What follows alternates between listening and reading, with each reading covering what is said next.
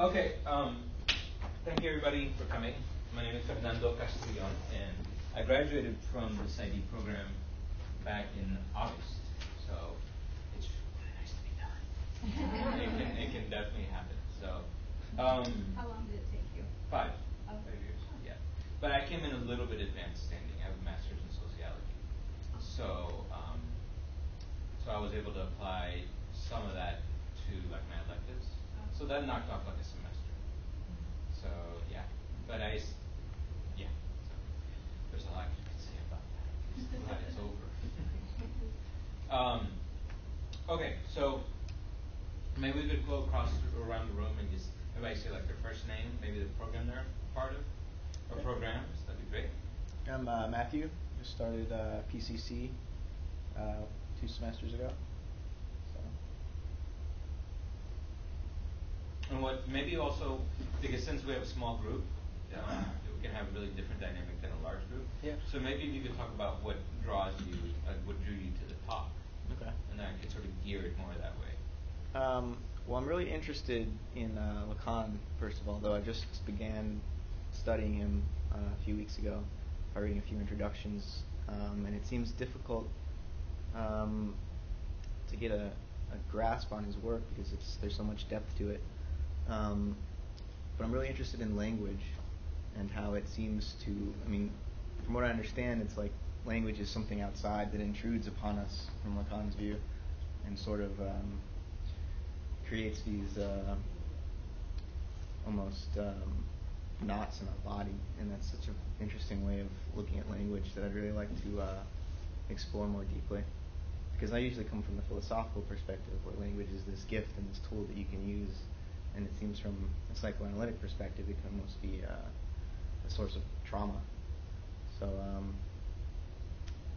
looking forward to seeing where we can go with Lacan's ideas, and especially in reference to the digital age, the internet, and the way information just pervades our lives.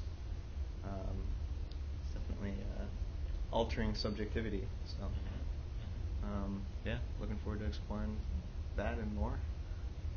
Awesome, thank you.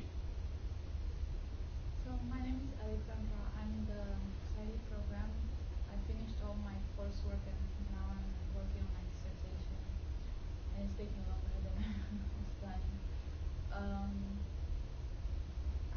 I'm very interested in the effects of technology that has on the psyche, and I have a big counter-transference negative. Because like speed internet, and I love going just in the wilderness when there's no technology. I wanted to hear more about that. Maybe there's always a positive aspect about it. The positive aspects of technology. Yeah, I won't talk too much about that. Oh, okay. So, but go ahead. No, I do have a negative counter-transference. Okay. And I wanted to know more details and scientific background. Yeah. Okay. Excellent. Well, thank you. I'm Lori, and I just finished all my coursework for the PsyD program and moved away. But I happened to be here this week to find out that Fernando is doing this presentation, and this is a nexus of things for me. It's Fernando is one draw for me.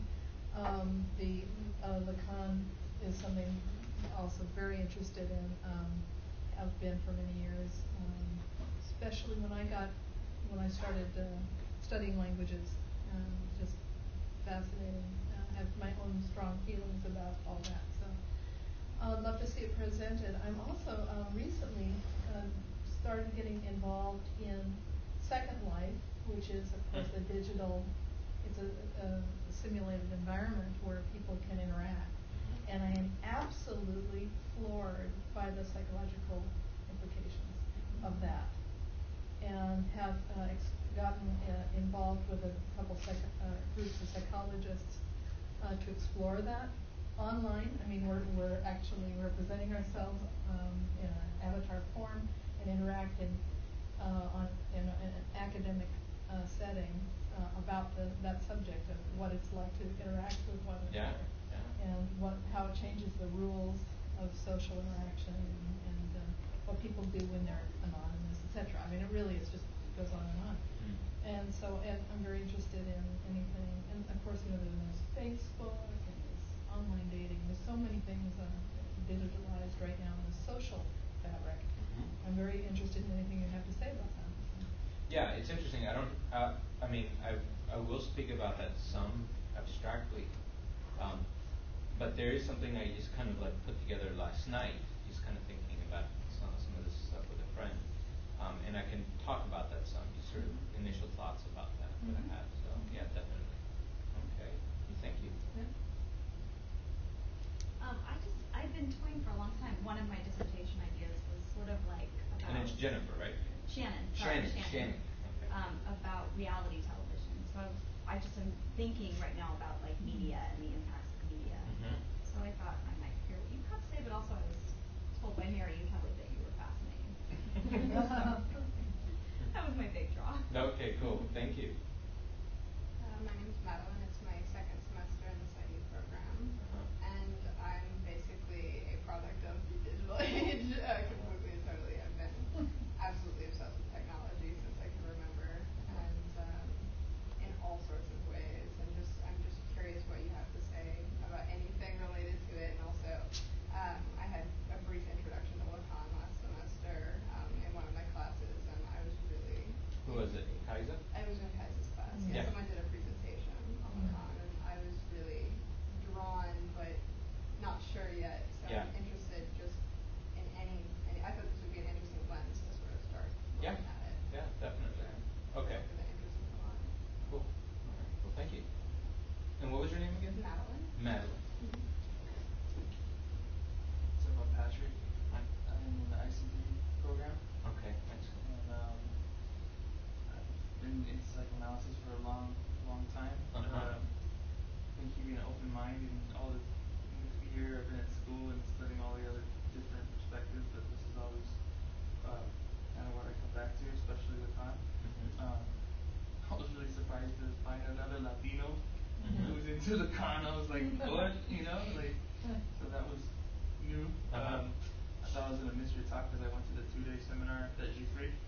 Were you the one who sent me the email? No. Okay, somebody sent me an email from my CP saying it. Probably Nathan Lupo. No, actually somebody else. Oh yeah. So you're friends with Nathan? Yeah, I mean I know him. Yeah. Okay. All right. He was there too, and so yeah, it was a 2-day thing, a 2-day seminar, case presentations with Willie Applemont and Bergeron. They came from Quebec and presented their stuff. Great seminar, but I thought I was going to miss your talk because it was on Saturday, so I had already signed up. So I was really glad to hear that you're doing it again. Okay. And particularly, I guess I'm interested as far as digital hysteria goes in the signifiers and how marketing schemes and how maybe Lacanian and theory and psychoanalysis is manipulated by PR and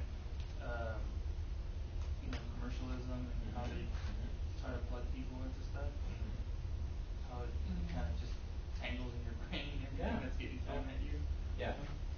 Okay. Excellent. All right. Manipulation. Yeah. So I was essentially going to give the same talk I gave this past Saturday, and I gave a talk for the Convent School of Psychoanalysis out in East Bay. They're located in East Bay. The talk was here at CIS, but I'm actually trying with something quite different. I was told if everybody came to Lacan, don't worry, there'll be plenty of Lacan. But I think what I might do is do a lighter version of that, because you have to really know the concepts extremely well to be able to understand the argument. And so instead of doing that, I can actually explain it in such a way that does use the concepts, but without getting into the jargon of it, right? And Lacanian analysis tends to be very full of jargon. And so I don't want to do that and lose you guys, or I just get into my own head. I'd rather not do that. I'd rather be able to get into material that we can all get into. And I guess my overall objective would be to provide a language, and then we can have a discussion. Because for me, what I really enjoy about this is the discussion. I mean, if I want to lecture, I'm a professor here too, so I can lecture all I want. And I'll do that all weekend. So I'd rather not lecture the entire time, but give some sort of language we can all use, and then I'd really like to hear people's input. Because one thing I've noticed is whenever I present on this kind of stuff, people, it's like a lot of people have thought about this too. It's not like just me. And people have a lot of ideas. And then those ideas feed my thinking for the future. So how about I end up doing that? So this presentation, or the digital hysteria stuff, is based largely on the last chapter of my dissertation. So as a way of helping us understand what the digital hysteria stuff is, I'm going to speak very quickly about what the dissertation entailed. So the dissertation is called Digitizing the Psyche, Human / Nature in the Age of Intelligent Machines. And there's a copy of it at the library here, so you can check it out. Or if you want to, you can email me. I'll just email you a copy of the dissertation, so you don't have to go and pay for it. It's entirely ridiculous. You'd be paying for it when we're graduate students. So, but in essence, come on in. We've just started. Okay, that's fine. So in essence, what I was looking at, and it's interesting, Madeline, that you brought up being, obsessed with technology, is as much as I take a very critical stand against digital technology as a whole, but particularly digital technology, I'm also fascinated by it, right? So we write what we know about, or what we want to know about, right? So I do have a very sort of ambiguous relationship with technology. So this is part of it. I also do see some other aspects of it, but in the end, my question is it worth it, right? And for me, digital technology is not worth it. It brings some areas of liberation, potentially, but it also brings an enormous amount of oppression. And there's lots of people who do championing of digital culture. You can go to Wired magazine, or we live close to Silicon Valley. There's billions of people that do that. So I'm not that interested in doing that. I'm interested more in pointing out the sort of shadow side of all this. So that's what we can do. All right. So the dissertation, in essence, what I'm saying in the dissertation as a whole is that our increased and more intense, or our more frequent and more intense interaction with digital technology is changing human subjectivity and human relationships, right? And that, in essence, is the argument. And it's changing it in a negative way. So what I did in the dissertation is I built this theoretical model that sort of explains how that might happen. Okay, and I'm going to put a little model on the board that sort of captures more or less what I'm thinking about it. And then the other chapters are, for example, looking at a National Security Agency project called Novel Intelligence and Massive Data, where they have really extreme articulations of human digital machine networks, and what does that do to the subjectivity of the humans involved in that? Like, what's going on there? Because if we actually go and look at that, it gives us an idea of what our subjectivity might look like 20 to 30 years from now. And there's a long tradition of this in social science. To give you an example, our current use of the internet, or the internet, is an outgrowth of the ARPANET, which was put together by DARPA, the Defense Advanced Research Project Agency, which is under the guise of the Pentagon, and it was meant to continue communication between scientists and within the military in the case of nuclear exchange with the USSR, right? And this developed actually during the Vietnam War, so it's not like it was recent. The ARPANET has been around since the late 60s, but we didn't really sort of like build with the internet until the late 80s, early 90s, and then from there on, and then everybody else got involved, right? But these technologies have been around for a long time. Another one is GPS systems. So in cars, so global positioning systems, those are all based on early, versions of this kind of stuff in the military. So the military and the intelligence apparatus of the state really further the development of a lot of these technologies and provide sort of the fertile ground for new subjectivities to sort of articulate themselves. Then and then these are then go into the civilian sector, right? And so quite a bit of the dissertation is looking at that and extrapolating to what it might look like for us. And then also look at resistance to digital culture, right? So I look at eco-psychology, which I'm very interested in. I look at viral and cyber warfare. I also look at rewilding as a possibility, which is a green anarchist primitivist take on resistance to digital culture. So I look at all these and just put them out there. And then there's a cosmological section, so for the PCC person in the room. So one of the things that I do is actually, and I'll get more into this when I get into the model, but I look at how it might conceivably occur that machines end up colonizing the cosmos. I mean, this is a real question, right? And in fact, we've been sending machines out into the universe quite some time now. So it's not like this is far-fetched. But what would it mean that machines actually colonize the cosmos? So I do a whole chapter on that, and then I finish it with digital hysteria, which is taking Lacanian ideas, more than it's a Lacanian frame, pretty hardcore, and applying it to all the work I did on digitalization and kind of melding those two together. And that's how I finish off the dissertation. So one thing I realized I didn't introduce myself. Usually there's somebody who introduces the presenters, that Danny says at a conference. So I graduated from this program. I already said that. I'm also faculty here in two different programs, the Community Mental Health Program and also the School of Undergraduate Studies. I work as a clinical psychologist at a local community mental health clinic in the city, and also an analyst candidate with the Lacanian School of Psychoanalysis. So that's kind of the world that, all those are the worlds I live in. So it'll come through in the dissertation. So anyhow, what I've done is create a model, and I'm just going to start with this. So you guys, I'm sure, know what my name is now and what we're all doing here. So I'll erase this. But I have a threefold model that I believe accounts for a lot of what's actually happening with digital culture and its intersection with human subjectivity. So, and I base the early part, the first movement of 3, on Manuel de Landa's work. I don't know if anybody in here has read it. Okay, so you know what I'm talking about. He wrote War in the Age of Intelligent Machines, right? And so actually my dissertation's title is actually an homage to him, which is digitizing the psyche, human nature in the age of intelligent machines. So, because I really take a lot of cues from his work. He was influenced highly by Deleuze and Guattari. Deleuze was a French philosopher. Guattari was a Lacanian psychoanalyst. He was also other things as well. And I've been influenced by their work. Their main poem is Anti-Oedipus, Capitalism and Schizophrenia, which I would highly recommend that you read. It's very dense and tough, but it's very liberating in its own way. Okay, so in the first movement, again, this is how digital culture intersects with human subjectivity. In the first movement, you have migration, okay, and it's a very specific term I use. It's a migration of particular aspects of human psychology or human subjectivity to digital machines.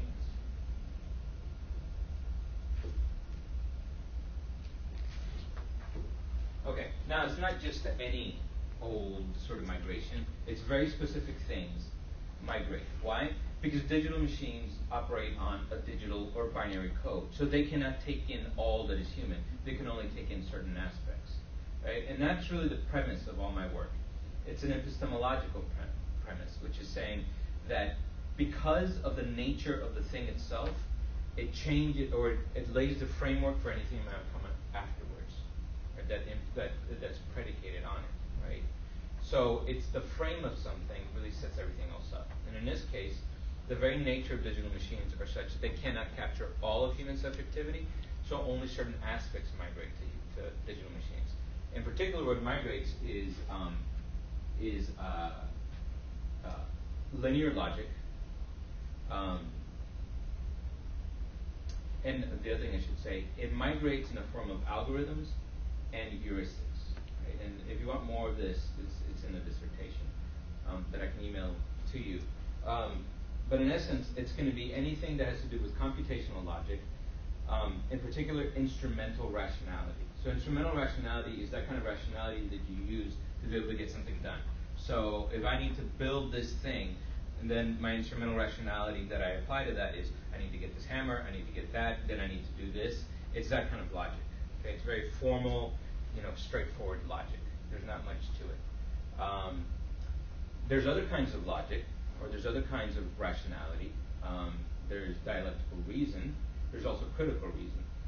These do not migrate to digital machines because digital machines, because they are binary in nature, cannot capture that. Dialectical and critical reason operate on a very different epistemological basis. So hence, those kind of things don't go to machines. All right. Now, you might say, well, who cares? I mean, what? All right, it goes there. Machines embody these kind of things, and then what? Well, there's two other things that occur though, which is the first one is that these human psychological aspects of ourselves that migrate to digital machines are privileged, right? And you see this happen all the time. There's this privileging of digital machines in the culture, right? Machines know better. They can think better than us. We even try to make ourselves sound like we are like machines. I am a machine. My mind is a machine. I'm checking my data banks. It's filtered. I mean, it's really part of the discourse nowadays to be able to speak in that way, or people do speak in that way. Now, one of the reasons that we privilege it so much, right, and this gets more into the eco-psychology part, is that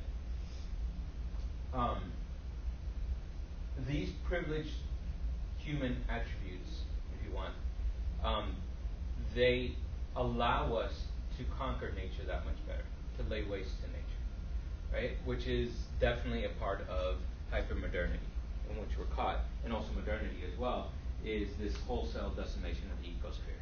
I mean, we're all experiencing it now. If you look at the front page of the Chronicle today, it's talking about all the land that would be swallowed up when the seas rise, when the insanity really starts hitting the fan. So this, in the second movement, this takes a while, but you do get a privileging of those attributes. And it's interesting because you hear people talk about, the machines do this and that. Well, that's all the stuff we do, right? It's not like somehow they arose from the earth and they just kind of, we have machines all of a sudden and they do these crazy things. It's not like that, right? I mean, we created the machines, right? But we created them in a very particular way because they can only hold so much of us. But we see that, we privilege it, okay? And so the third thing is you have a movement or another migration from the machines back to us.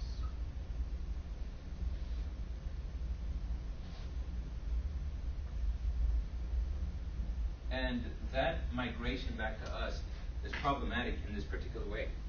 Those attributes that originally did not go to the machines, ones like emotion, intuition, nonlinear logic, okay, critical and dialectical reason, these aspects of human subjectivity all of a sudden get crowded out, okay, by this migration back to humans of instrumental rationality. So, and a lot of it's mimicry. And so if you follow the literature and you see a lot of this kind of stuff, there's a lot of mimicry of machines. So people will actually mimic them in all kinds of ways. So there's, for example, there is a whole movement to model, this essentially is cognitive science. It's not a movement, it's cognitive science. We're really trying to look at human psychology using computer models. So let's rephrase that. Using computer models to understand human subjectivity. So in other words, it's understood that we're somehow like computers, right? That we operate on the same sort of basis. That's a migration back, okay? So anything that doesn't fit into that particular model of how human subjectivity works gets crowded out. So that's how our psyches or human subjectivity gets digitized, in essence. That's how it actually occurs, all right? So that's one growth of this particular dialectic. And I call this the ascending integrative discursive dialectic of the digitizing process. It's ascending and integrative because it's actually it's leading to a very particular terminal point. That terminal point being the almost complete integration of machines and humans. So I don't know if anybody in here has seen H.R. Giger's work. He's the one who did the Alien and then the backdrop for Alien and stuff. Because he does a lot of this. He does this stuff called biomechanics. And what he does show is this sort of total integration of humans and machines. And so what I'm arguing is that that's where we're going to. That's why it's ascending and integrated. Okay, now why discursive? Discursive because there is an exchange within a discursive field of ideas, values, and meanings between machines and between humans and machines. And it's a dialectic. There's a threefold process here. And this is what explains digitization. Now, the other outgrowth of this that's interesting is you get digitized subjectivities, but you also get the potential for the production of what I call ITMAs, and those are imperial threshold machinic assemblages. And these are assemblages of machines in which enough human characteristics have actually migrated to the machines that they actually then enact what I call an escape velocity vis-a-vis human governance, and they actually become autonomous. Now, this might sound really far-fetched, like, man, I'm like really, what is this, 500 years, 1,000 years in the future? No, it's already happened. And it happened in Iraq, right? So, does anybody want to hazard a guess on how many robots are actually on the ground in Iraq right now? I mean, just guess. I mean, there's, 10,000 robots on the ground. Okay, right? This is unprecedented. This is like one of the sort of more hidden aspects of the war, just because the rest of it's so freaking nasty, right? We don't look at this part of it, but I've followed this. What's interesting is that, yeah. I feel like, wow, where have I been living? Where do you find this information? Is it about the robots? In fact, it just came out even recently. There was something in the London Times about this, right? So if you email me, and I'll put my email on the board, I can send you the link, right? But even a year ago, there was a particular incident that happened where they took humans out of the loop of governance for machines, so they actually let them loose on the battlefield in Iraq. And instead of going towards the enemy, they actually turned around, saw the humans, and started shooting at them. And so they kind of like stopped it. So now there's all these think tanks trying to figure out how can we make machines autonomous so they can go kill everybody we want them to kill, and we won't lose any humans, which makes war a lot easier for the attacking country, right?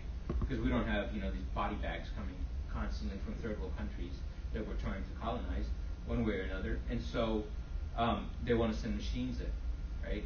So there's a lot going on here, okay, and it's not far-fetched because it's already happened. Machines do become autonomous.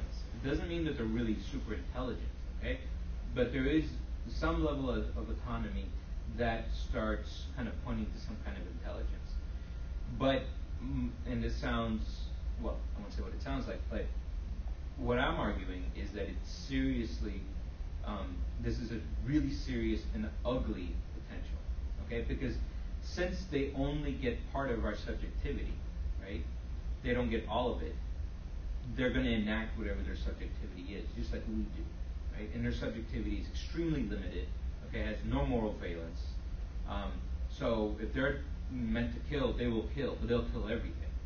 Okay? And if they become autonomous and we can no longer control them, that's really scary, right? Now that, and in the chapter I get way more into like, well, what would push them to colonize the cosmos, right? Well, there's two things. One of them is the political economy of like capitalism, where of course, capitalism is predicated on continual colonization. You have to get more resources, you have to get more labor, you have to get all these things to be able to keep capitalism going. Capitalism doesn't exist in a finite space. It's continuously colonizing. So that's what these machines are a part of. They're a production of capitalism, so they will also colonize. But the other thing is also they're going to inherit that aspect of ourselves, right? Because these are not being made somewhere in the hinterlands of Africa, right? These are being made right over here, like a few, and even in San Francisco, some of these machines are being made. So they're coming there with our cultural baggage, right? Which is one of colonization. Okay, so that's the two productions of this dialectic, right? So leaving that other thing aside, what we can sort of go into now is the particulars of digital hysteria, which is how is it that this kind of process creates psychopathology. Okay, so that seems like a good maybe stopping point for a second or for a little bit. Maybe we can, if people have questions, they want to get clear on something before I get into the heart of the presentation. Well, your three-step process here, it reminds me of a thought that I've had about autonomous or intelligent machines, artificial intelligence, that really we're not going to invent artificial intelligence. We are just going to drop our own subjectivity down to the level where the robots may as well be intelligent. So we change ourselves as we interact with these machines. It's almost like we dumb ourselves down. Yeah, we become like machines, and then so the machines are now intelligent, at least, as intelligent as we are. Yeah. Because the normal way we look at, cognitive scientists, for example, when they try to, or computer scientists, when they try to create artificial intelligence, they don't factor in how they're thinking about the world in terms of something that can be digitized is actually changing the way they are. Yeah. And so it's like a recursive process. We're not inventing something that's totally separate from our own subjective experience. We're actually changing ourselves as we invent these new technologies. You nailed it, but that's exactly it. Yeah. Right? It is this recursive loop, right? Or cybernetic loop. Right. Right? That we somehow keep on forgetting about. And this is the danger. And we've done this for thousands of years. So if we look at domestication of plants and animals, what actually did get domesticated when we domesticated plants and animals? Humans. Exactly. We domesticated ourselves, right? Yeah. And so in the end, this is a very sort of, I could characterize the work as sort of an allegory, or a very sort of it's a tale of warning about we need to be careful about the kind of relationships that we enter into. Now we know that from being in clinical psych or counseling psych, just from being within the clinical field, it's if you're working with somebody and they're in a really seriously dysfunctional relationship, right? It's obviously changing them inside. So one of the things that might be clinically indicated is maybe they get out of that relationship, right? But somehow we don't allow ourselves to really think about that when it's us and we're normal and we don't have any psychopathology. So it's all in very big quotes, right? So I mean that's really a part of it. And the more we engage with this kind of interaction, and this kind of process keeps on occurring and articulating itself, the more digitized we become. I mean, we're not fully digitized, by no means, right? Mm-hmm. But we're well on our way, I would say. And some of us are way more on our way than others, right? So, I've luckily I've had an opportunity to speak with a lot of people, like in the tech industry, people who are like, full-time programmers, are always doing this kind of stuff. And I include quotes of theirs in the dissertation, and it's interesting. Like one of the things that really comes forward, and this is what got me thinking about this, was I don't know if anybody in here, but I bet that some people in here have had the experience where they're working on their computer, maybe for hours, you're writing a paper for some other class you're taking. And you're writing the paper on the computer, or you're doing something on the computer, no matter what it is. But you're there for a significant amount of time. And if you stop and you try to do something else that's not within the digital realm, at least my experience has been, I want it to work just like the digital realm. And so I'll talk to a loved one and I'm like asking questions and I want an immediate answer. Right? And they're like, well, I'm a human, not the machine you were just working with. So I'm speaking from my own experience where I've seen this happen. I'm like, whoa, what am I losing here by doing something like that, right? But I'm so implicated in this process that it does change me internally, and then I try to apply this to the rest of the world, right? Now, it'd be one thing is if all we did was interact with computers, like if we sat in front of like a desktop or a laptop and that's all we did. But where computing or digital culture is ubiquitous now. Cell phones, right? Personal digital assistants, like iPhones. I mean, the list goes on and on and on of these kind of things. Hello. But because of the ubiquity of digital culture all around us, what ends up happening is that this kind of sensibility, okay, that I'm talking about, like when I stop looking at the computer and try to deal with a loved one or somebody like a human, and all of a sudden it just doesn't work and it doesn't jive. It's the on-demand sort of the subjectivity that I'm bringing to it just doesn't pan out. All of a sudden I'm like, oh, okay. So. What do you think about a movement to refrain from getting a cell phone, using email, like the late nights, or? I seriously agree with that, right? Even though, I do have a cell phone and I do use email and stuff like that, there's a lot of stuff that I purposely will not do. So I will limit my exposure to that kind of this dialectic. Because, for me, it's really present, right? So there's a lot of stuff I've refrained from doing, right? Because I just don't want to enter into those kind of relationships. Because that's what it is. We're entering into relationships. Yeah. What do you ask the question?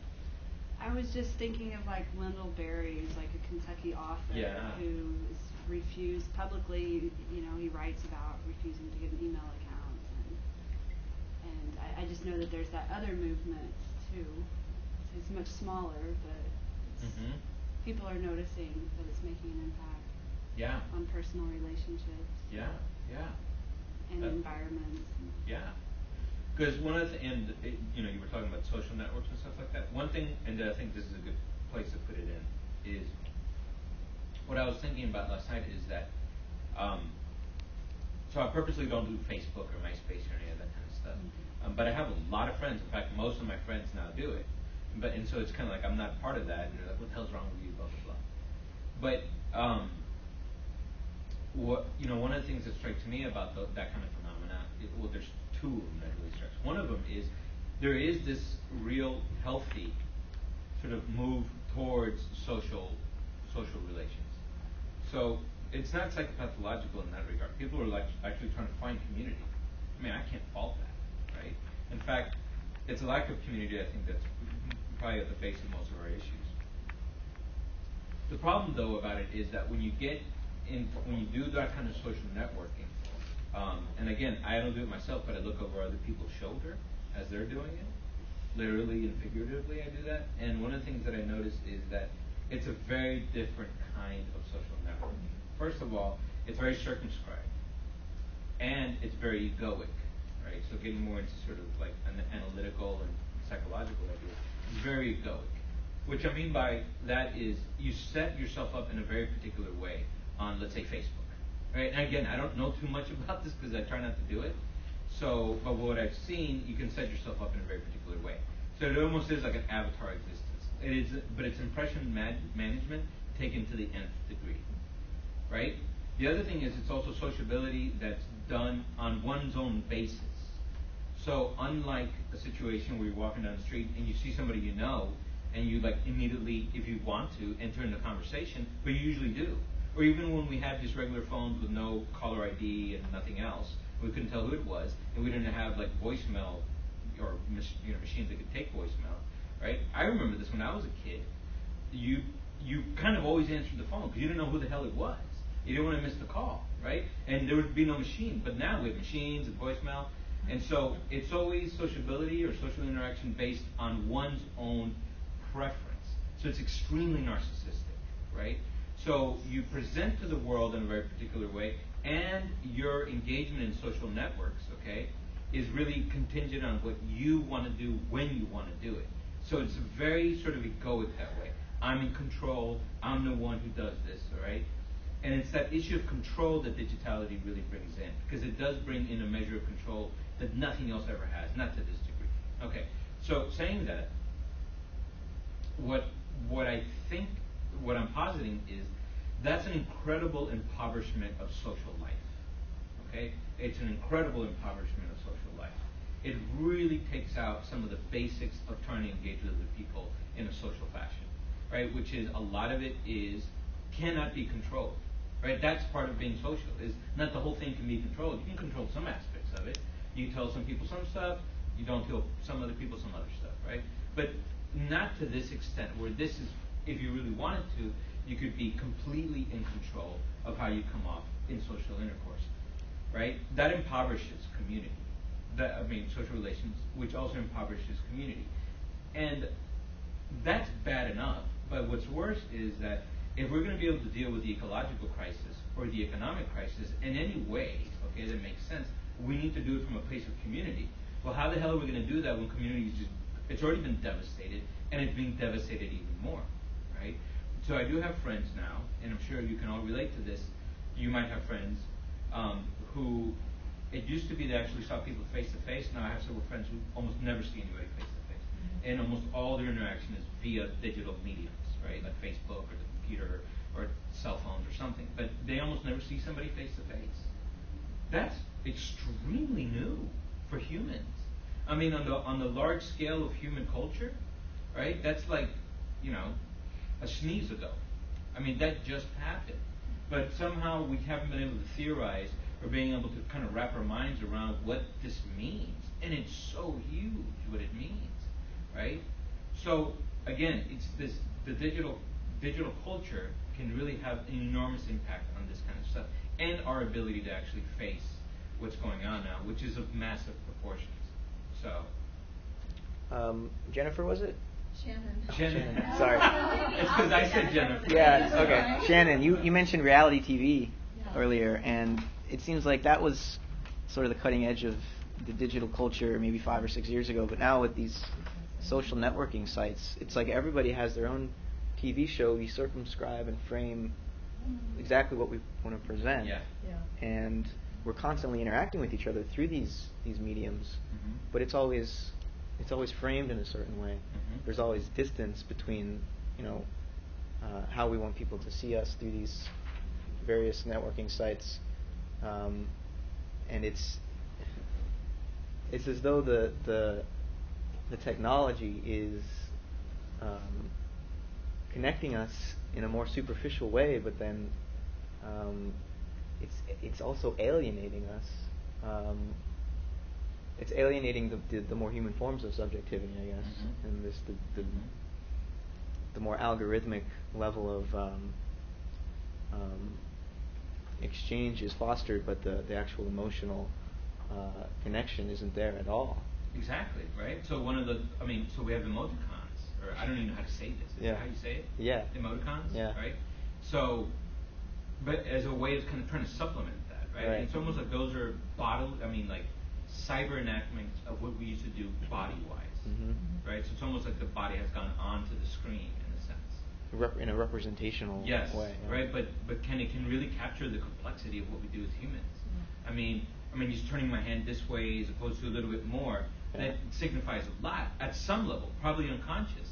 But how does an emoticon ever capture something like that? A little smiley face? There's a lot of ambiguity to these symbols. Right? Yeah. And so there's an enormous amount that's lost. So, yeah.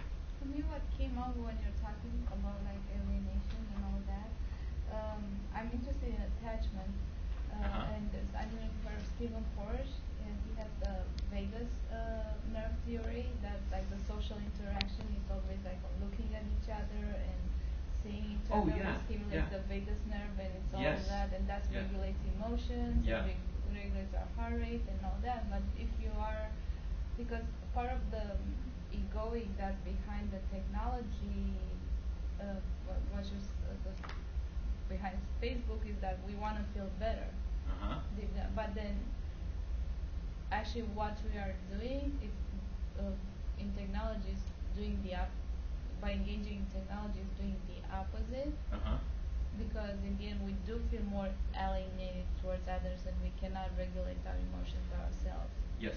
And instead of like really facing each other and having a nice conversation and holding somebody's hand, which would make us feel better and wouldn't have the egoic need to be in a certain way. Yeah, exactly. You kind of like are more there with warts and all, right? And then also the sort of the unknowing of who knows what the hell is going to come up in a social interaction.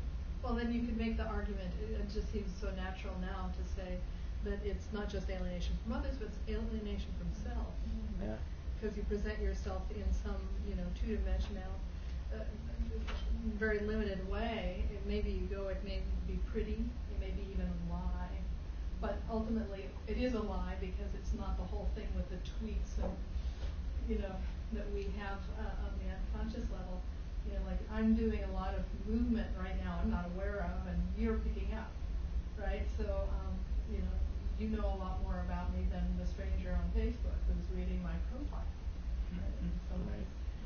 So it is an alienation from self too. Yeah. Just to be devil's advocate here for a minute, even though I'm pretty much in line with what you're saying. But go for it. I like the devil's advocate. I'm a Facebook junkie, and I've been on MySpace since like it started, and I do think that definitely I see that it's alienated me in a way, but I also feel like it's connected me with like a lot of people that I hadn't seen in my life, like people that I went to high school with, junior high, and now I have like so many friends, but they're really my friends. Like I can send them a message and try to see them in person as well. It's not just that they're there and they're this image. They are it's kind of like a reminder of their existence in a way. The fact that their picture's always there. I can I can visit them even though I might not be able to see them in person. So sometimes I have moments of feeling that way where I'm like, wow, it's so great that I can just reach out to this person that I went to second grade with and send them a beautiful poem. And then, maybe we don't see each other, but there's a connection there. Yeah. So I don't know. Just throwing that out there. No, and I hear that, right? And I actually don't deny that aspect of it, right? That it can work that way. Sherry Turkle, she's a Lacanian analyst, and she's also a sociologist. She's at MIT. She wrote Life on a Screen, or Self on a Screen, Life on a Screen, and The Second Self. So not Second Life, but Second Self. And so she writes a lot about these kind of things. And she has a chapter, I think, on Life on a Screen called Aspects of the Self. And she talks about two different examples. In one of them, it's somebody more like yourself who uses these kind of technologies to sort of augment or enhance their already pretty well established social life, right? And then, and oftentimes the digital realm acts almost like despite its impoverishment of social life, can oftentimes act as almost like a transitional space, right? So it's like, okay, they're there, and eventually you're going to contact them, right? So I'm not denying that part of it. What I'm focusing more is the other route that oftentimes it goes down to, which is that you cut off real communication from other people, or that the impoverishment of social relations are so great that even when you do finally meet this other person, right, that you've been wanting to because you've seen them on Facebook, it's a very paltry sort of and very surfacey kind of relationship, right? And I see this particularly with a lot of adolescents who've come through digital culture almost from the beginning, right? And I work with them, a lot of them clinically, and it really strikes me, right? It really strikes. And at first I was just like, oh, well, they're adolescents. When I was an adolescent, man, I mean, my conversations were pretty paltry to begin with. But there's something different here. And it is different in that they're so caught in a network, right? They're so tethered to the cell phone, to the computer, to Facebook, to all these kind of things, in such a way that they don't have to they don't have the time or the space to sit and develop through, or to sit and work through developmental milestones. Here's two of them: being sad and being lonely. Okay? To learn how to deal with those two, that's a basic aspect of being a human, of being an evolved human, right? Right? And I think all of us can speak to that. It's like, so I'll speak for myself. I remember, at a certain point, like being sad and then realizing, well, there's nothing I can really do about it except just feel it, right? And then it eventually opens up to something else, and sometimes it doesn't. But this is like a fact of life. This is like a law of living within this particular universe. There's sadness, and I have to sit with it sometimes a lot. Okay? Another one is loneliness, right? I can't turn to anybody, and I need to work through something on my own. And also there's the existential version of it, where I'm truly alone in this universe. And even though I have connections with other people, I truly am this sort of individualized subject. There's not much of a chance to sit with those kind of milestones as an adolescent if you're constantly on a computer. You never feel alone because you're always connected in some way with other people. And second, you don't have to really deal with these existential issues. So you make it through adolescence, but you never do make it through adolescence because you're always kind of caught there, right? Which is a nice segue, okay, for the digital hysteria part. So, because I do want to get into this so we can have another conversation as well. We have about 40 minutes. So if we keep in mind all the stuff we've been talking about, and we take it a little bit further, what I'm going to do is sort of give some Lacanian ideas about some stuff, and then apply all the stuff I've been talking about to the Lacanian ideas, or the other way around. So the first thing is Lacan really speaks about Lacan is very different in that he, like Freud, really focuses on structure, psychological or subjective structure, not symptomology. So first and foremost, even though he's been used a lot by humanities and everybody else, he was a clinician. He worked a lot with psychosis. But the other thing is he spent most of his time in the clinical world, and what he was looking at in particular was very characteristic structures that develop out of certain cultures. Okay, so for Western culture, what he's really arguing, although he would say that it's all cultures, but he really focused on Western culture, you have three basic categories or structures that you fall into as a human: psychosis, perversion, or neurosis. And these are traditional psychoanalytic structures, so it's not like he's coming up with something brand new, right? But he reworks all of these, and putting psychosis and perversion to the side for a minute. Oh, actually, we're not going to talk about them at all, really. I'm going to focus on neurosis, right? Within neurosis, there's three like substructures, if you want. There's hysteria, which is what we're going to talk about. There's obsession, and there's phobia. Okay, and putting phobia aside for a second, we're going to focus on obsession and hysteria. At the heart of both of those, and I'll get into how these kind of subjectivities actually develop, at the heart of those are existential questions. At the heart of the obsession is, am I alive or am I dead? At the heart of hysteria is, am I a woman or am I a man? Okay, now how the hell does, so now putting obsession to the side, let's just focus on hysteria. How the hell do you end up with an existential question like that at the heart of your subjectivity, right? Well, there's another threefold model. Foot fell asleep. Which is, it's Lacan's model. There's different versions of this. I'm going to do one particular version that just really allows me to make the rest of the argument. But there's a more developed version of this that I would suggest people look at. But anyhow, so and so what we're going to go through real quickly is Oedipus. Okay, so 1, 2, and 3. So Oedipus is, or the Oedipus complex, right, is that, if you want, developmental period that we all go through, somewhere between 2 and 6 or 8 or something like that. The ages don't really matter too much. So, but in the first phase of Oedipus, you have this symbiotic union between mother and child.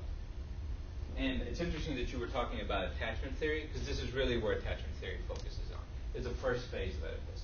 It doesn't really say too much about 2 and 3, which I'll get into in a bit, but it's this mother and child symbiosis that attachment focuses on.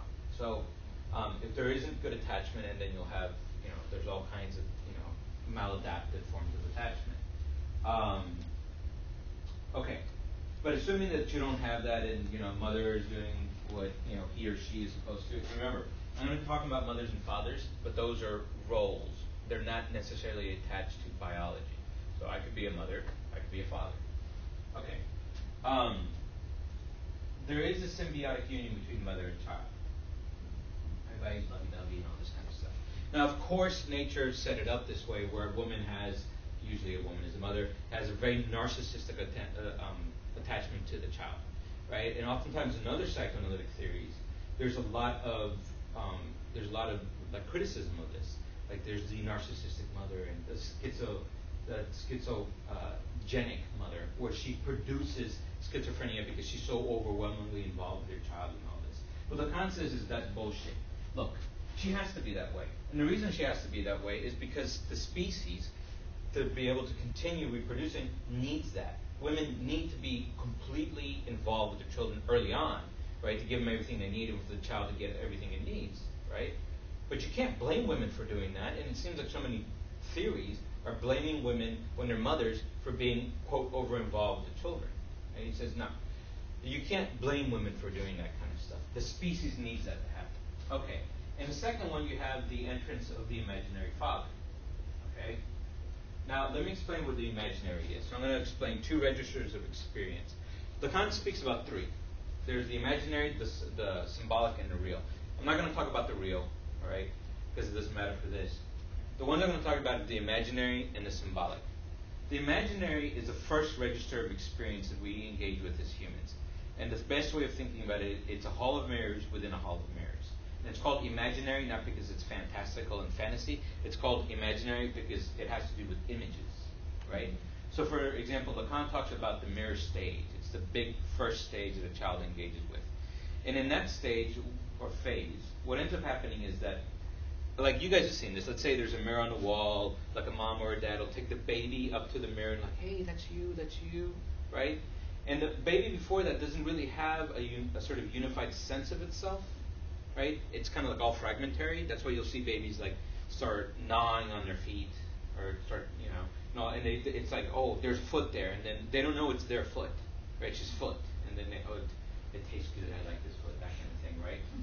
But I've had a lot of babies in my life, and that always struck me. It's like weird. But at a certain point, they realize it's their foot, right? That moment is when you have that's actually the ego. And the ego is a production of this mirror stage, where the baby is able to, and usually the mirror is actually the mother's face, right? Or the mother herself. And she'll do stuff like, see this little foot? When you play with the baby. See this little foot? That's your little foot. See this little hand? And there's little stories around it. There's songs, right? This kind of stuff. And it's a way for the child, and it's really important that parents do this because it's a way for the child to be able to be like, oh, okay, that's me. And so out of this fragmentary sense that you have of yourself, and actually the language there is kind of weird because you don't have a sense of yourself. It's just fragmentary, right? In essence, oftentimes the experience of a child or an infant, and it's hard to know it because we don't have infant informants telling us, well, see, it's like this when I'm an infant, right? So we're kind of projecting onto the child, but there is a sense that for the child, it's like hunger, breast, right? Poo, diaper, or toilet. And, kind of that's where experience is. Later, it gets symbolized more, and then the child can actually make sense of it more. So the realm of the imaginary is that realm, which is where the ego is produced, and its images, essentially. That's what it's called, the imaginary. Now, what's important for this, for what I'm presenting, is that it's very binary in nature. Not very, it is binary in nature. It's either this or that. And so it's this realm or land of identifications. So you're either something or you're not something, right? Which is the same thing as digital machines. It's on or off, 1 or 0, that kind of thing. All right. So in the second phase of Oedipus, you have the entrance of the imaginary father. That's the first time the father intervenes. And what the father's doing, right, is it's drawing the attention of the mother away from the child and towards himself. And also starting to enact a certain kind of no with the child. Like, no, you can't have your mother all the time, you need to go and play. Or, a father, okay, which again can be either a man or a woman, can draw the attention of the mother away from the child towards itself, towards him herself or herself, right? Because she also wants to be with this other person, if it's, she's in a relationship with that person. And so she's going to have to stop being so involved with the child so she can be with this other person. That's the entrance of the imaginary father. But what's important about this is how the child experiences that. The child sees this and it's like, huh. But I thought I was the end all, the be all for mom. Right? All of a sudden I'm not. There's some other jerk, okay, who's taking my mom's attention away from me. What's that about? Right? Okay, that thing, okay, that you thought you were, in Lacanian analysis is called the phallus. Okay? The phallus is not the penis, okay, or even the clitoris. Oftentimes it's spoken about in that way, but actually it's something very different. The phallus is the thing that the mother desires that she cannot have, or that anybody desires and cannot have. That's the phallus. Other words for it are the objet petit a in French and stuff like this. But its phallus is good enough for us. So in the first phase, the baby thought it was the phallus. All of a sudden it realizes that it's not about being the phallus, it's about having the phallus. So in the second phase, the baby supposes, look, mom's not as in love with me as before because this other guy took this phallus away from me. And I had it before. Now this guy has it, right? And so that's when you start getting all these weird sort of like Oedipal politics happening within the family. I love you, Dad. I hate you, Dad. I love you because I want to get close to you and maybe grab that phallus back away from you so I can have it and Mom can love me again the whole time, right? Or I hate you, right? Because you've taken away this phallus. So you'll see this with children right around that age, okay, which is about 2.5, 3, 3.5. You'll have a lot of love-hate stuff with the father. Yeah. Also, to make sure I got it, is that the father has something special that the child doesn't have. Yes. But it's not. It doesn't have to be anything. It can be just the power, or that he's bigger, or right. Yes, and it's all kinds of stuff, right? Although the child does understand that there's something happening behind closed doors, doesn't quite know what the hell it is, but they're in there and they kind of make noises and there's grunts and moans and somehow they come out and they're all happy. Usually. So they know that they also get a sense that there's something sexual, although sexuality for children is traumatic, not in a bad way traumatic, but traumatic in that they just don't have symbols to really account for this bizarreness having to do with sex, So, does that answer your question? Yeah. Yeah, but it is. It's very different how the Freudian. Yes, it is. He calls it. Lacan says he's just returning to Freud, and that's a bit disingenuous. He actually goes back to Freud and then reworks everything. So he does go back to Freud, but he reworks everything. Okay, so in this second phase, the child thinks it can actually get the phallus back from the dad who stole it. Okay, in essence, that's hysteria. Hysteria, okay, is thinking that somebody has a phallus. This is way more at the unconscious level. There's this thinking, there's this sense that somebody else has a phallus, and I can get it back from them.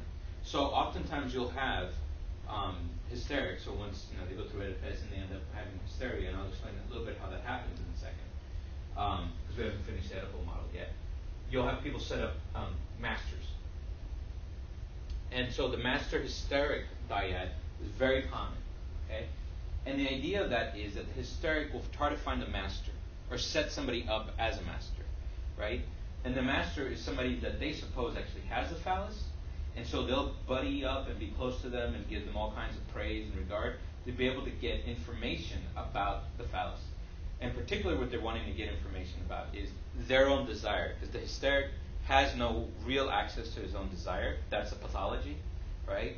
And we'll get more into what desire means later if we have time. But they don't have access to their own desire, so they have to find out through somebody else information about their own desire. And the somebody else is a master, right? So you'll see this all the time with people who have hysteria, right? And when I say people, it's not like 1%. I'm talking, about 50, 60% of neurotics. And we're all either neurotic, perverse, or psychotic. So nobody escapes, all right? We're all something, all right? So we're not trying to pathologize them and we're okay, right? I'm over here healthy human being, I don't got any of this crap. No, we all do. Okay. Now, in the third, you have the entrance of the symbolic father. Yeah. So, when the Lacan reworks the Oedipal model, he totally gets rid of penis envy and polymorphously perverse and replaces No, that's all there. Okay. Yeah, it's just, this is a simplified version of Lacan, but all that stuff is still there, right? Yeah, children are polymorphously perverse, right? And there is penis envy, right? But it's worked very differently. Whereas for Freud, girls and boys went through it differently. Mm-hmm. For Lacan, they come in. I'm sorry, they go through it the same, but they come in and they come out different. So the phallus is more imaginary than actual physical sexual objects, then? Yeah. It's more like not cognitive, but yeah, it's not a real thing. There's not like some production factory putting out phalluses, right? Right? It's just like. Yeah, it's this thing, it's a set of ideas, it's a sensibility, it's like a process that migrates within the family, the way Lacan talks about. And the third phase, right, is to get through this, you have the symbolic father. The symbolic father, finally, through one way or another, is able to communicate to the child that he or she has a phallus and will never give it away. That's it. It's like, you know what? I have the phallus. And no matter all these little tricks and games you're playing with me and everything, you're not going to get the phallus back. That's it. Game over. Right? That means you need to go outside of this family to find, the phallus elsewhere. And you can't do it now because you're under my care. So this is when you get latency. Right? This is when children hit latency in terms of sexual development. All of a sudden, it's like all these kind of things just kind of die down. And it's because at an unconscious level, the child really realizes, I'm not going to be able to get it back. That finally knowing you're not going to get the phallus, that's castration. Okay? That you're not going to be the phallus, that you're not going to get the phallus, that's castration for Lacan. Right? Now, it's not that they're going to come and cut off your genitalia. That's not what castration means. Castration means, but people often take it that way. Castration means, you don't have the phallus, you're not the phallus, and you're not going to get the phallus from dad. Right? So you need to go somewhere else to get the phallus, or be the phallus, whatever you want to do. Okay. Neurosis, if you go through this and the idea would be, if you go through this, you end up getting castrated, and you can sit with it and you really sit with it, like you're fully aware of it, and then you'd be like fully human, and you wouldn't have neurosis or any sort of psychopathology. But what Lacan says is, like Freud, it's like, oh, that's way, way too difficult for anybody to bear. Okay, so what you can do is you end up repressing the memory of castration, or you end up repressing castration as a whole. Now, the repression of castration is what causes neurosis, right?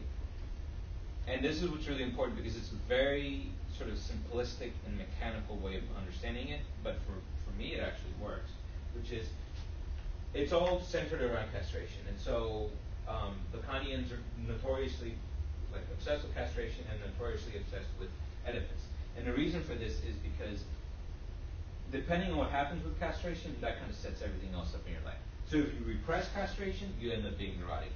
If you disavow castration, which is like, I'm not going to have any of that, fuck you, like that kind of attitude, you end up with perversion. Okay? And if you think back to other psychoanalytic theories that you might be a little bit more like,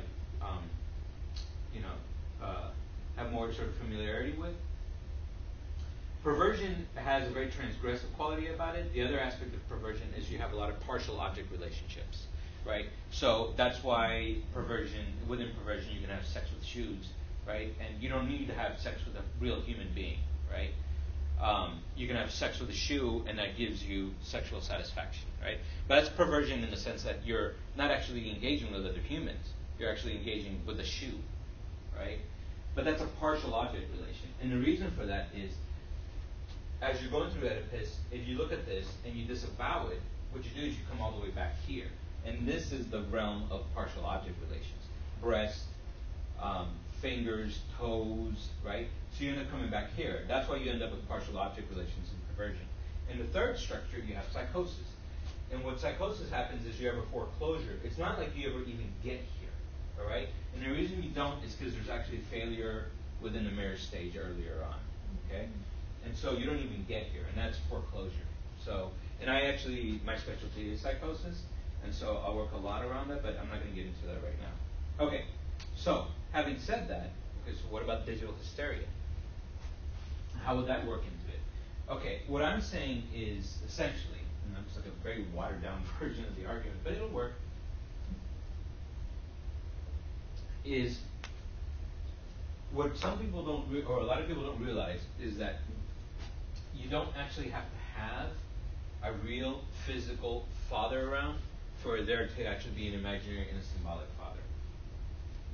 So what Lacan speaks about is that he has a famous line, it's the mother that introduces the father to the child, right? The child has a very close and intense relationship with the mother. So what ends up happening is that if the father tries to come in and it's not within the mother's discourse, that can be highly traumatic for the child, okay? And so that's when you start getting like children reporting abuse and this kind of stuff, because if the mother never really speaks about the father in a way that would allow the father to come into a relationship with the child, right, it's seen as highly traumatic. So it's really the responsibility of the mother to include the father in her discourse. Stuff like, Mommy, can I do this? Go ask your father, Oh, let's talk about it as a family, and I need your father to be here so we can make a decision together, right? That's what he means when he says that the mother introduces the father to the child. That's the important aspect of it. So oftentimes you actually don't even have to have the father around.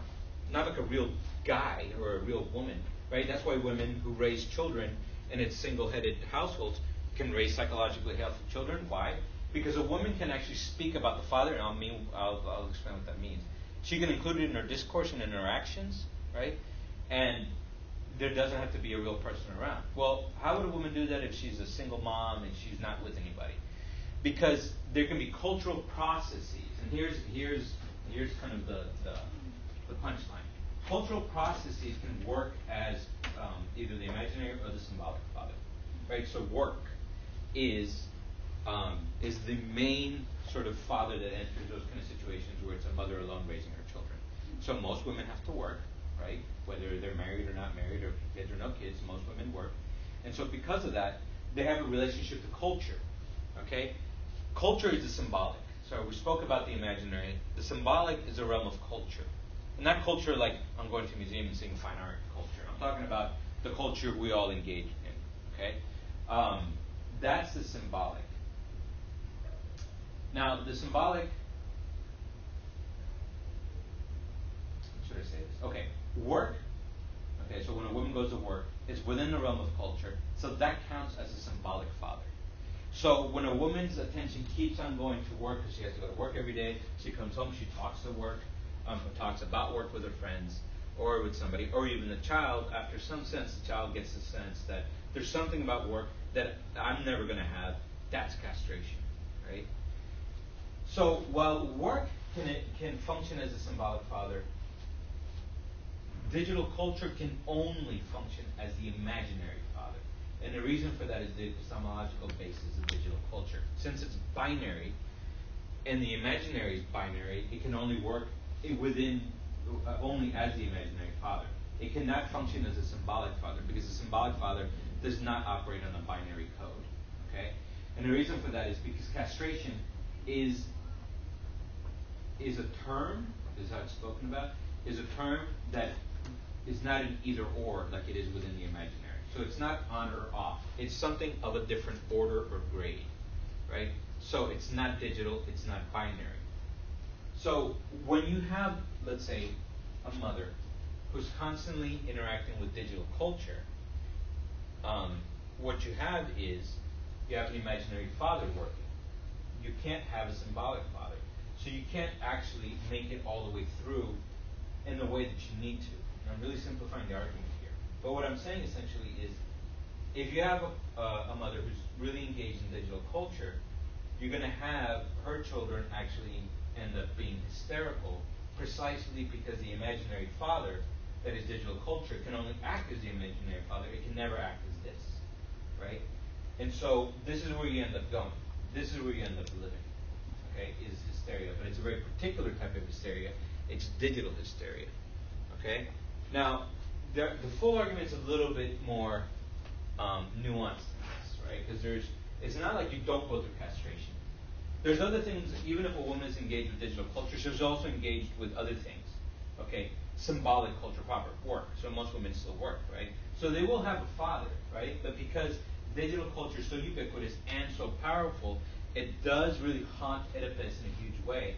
And so it really keeps on landing children here, okay? So this is where you end up going to. Now, the other thing about it is, there's another aspect of digital culture that's very important, which is that, for example, I'll take one example of it, virtual reality.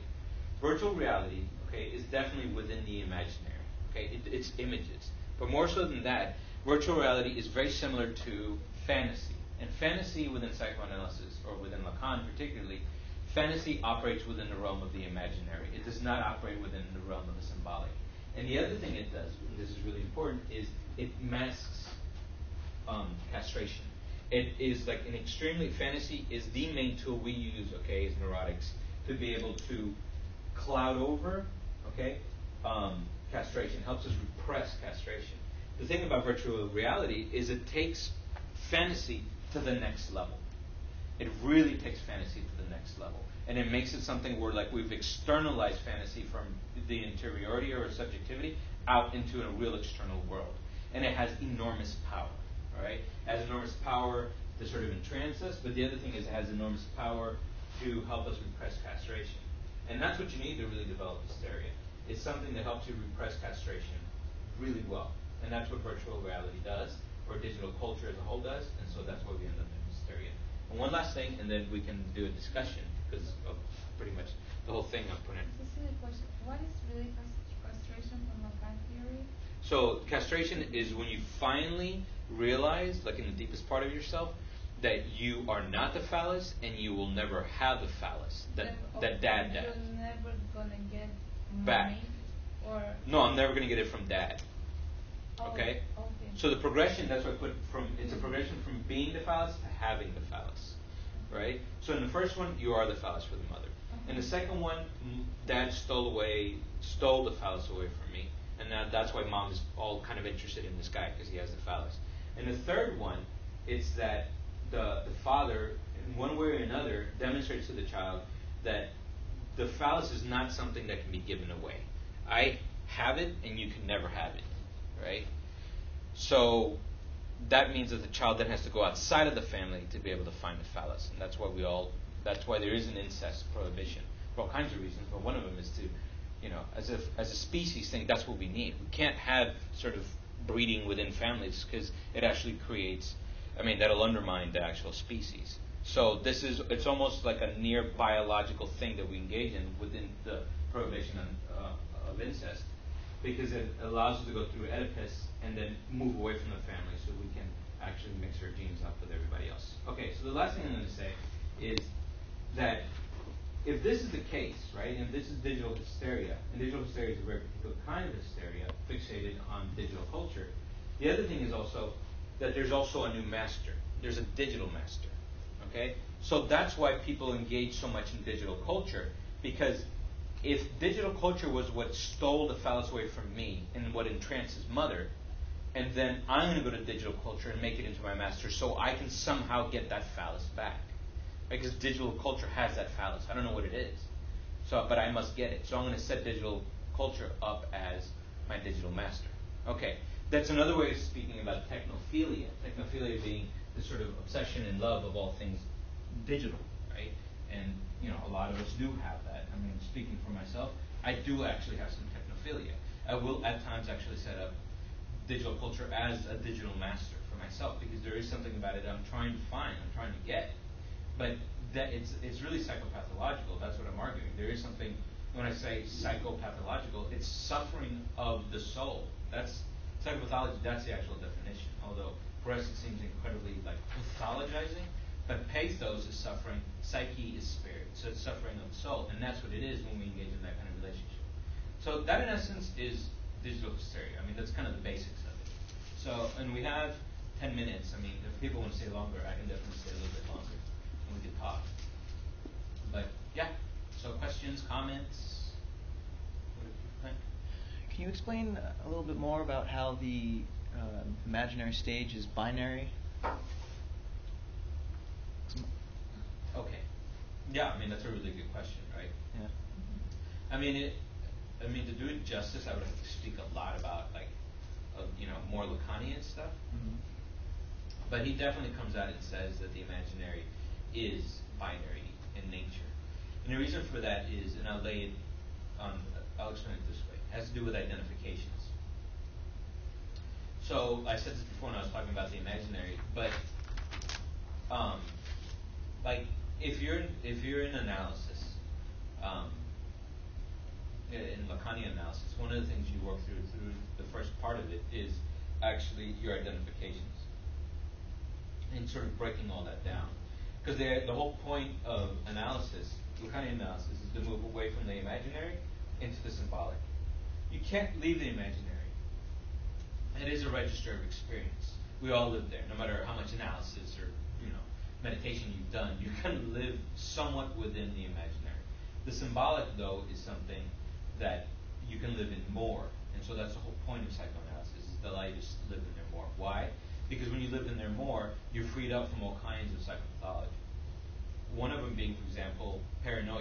And paranoia does not exist only within psychosis.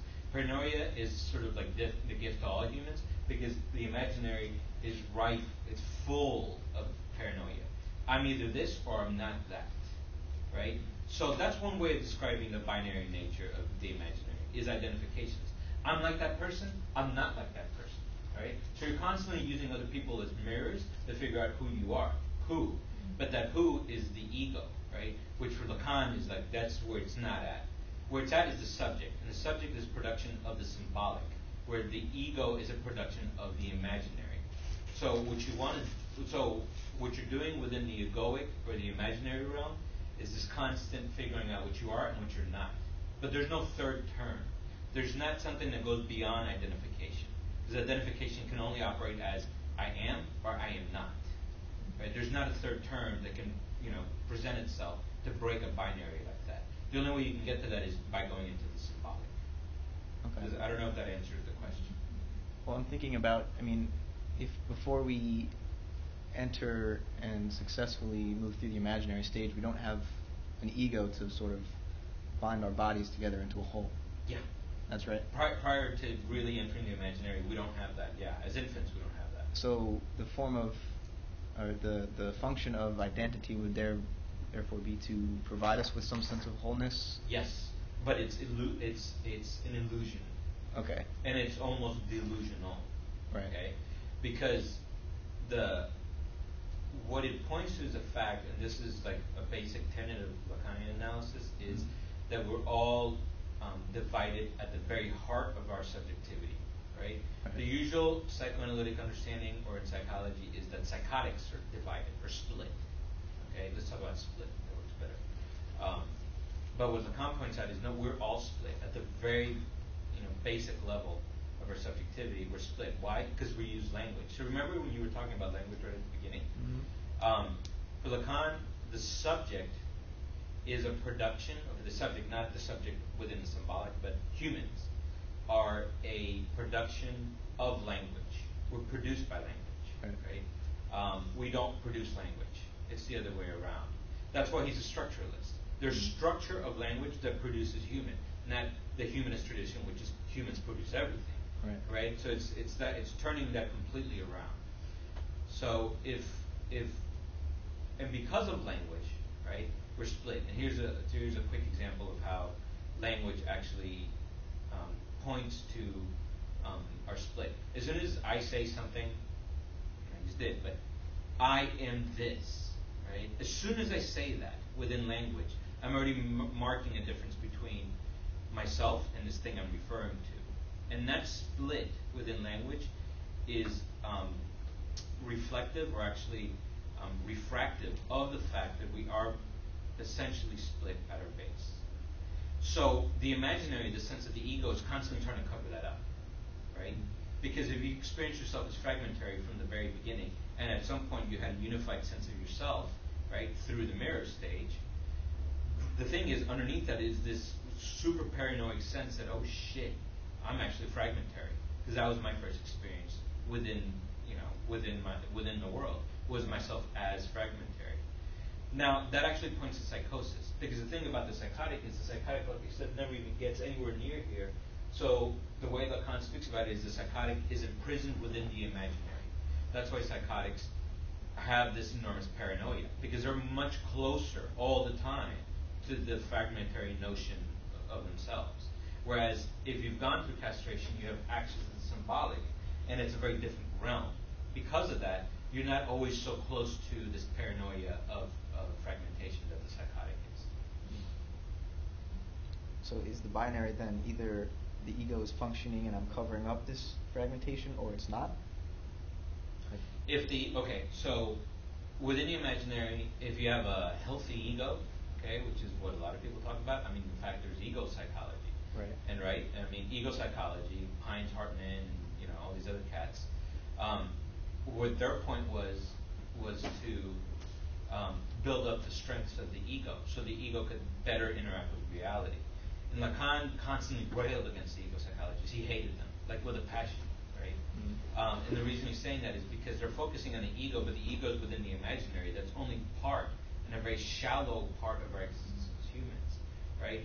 There's a much richer area of our lives, which is the symbolic.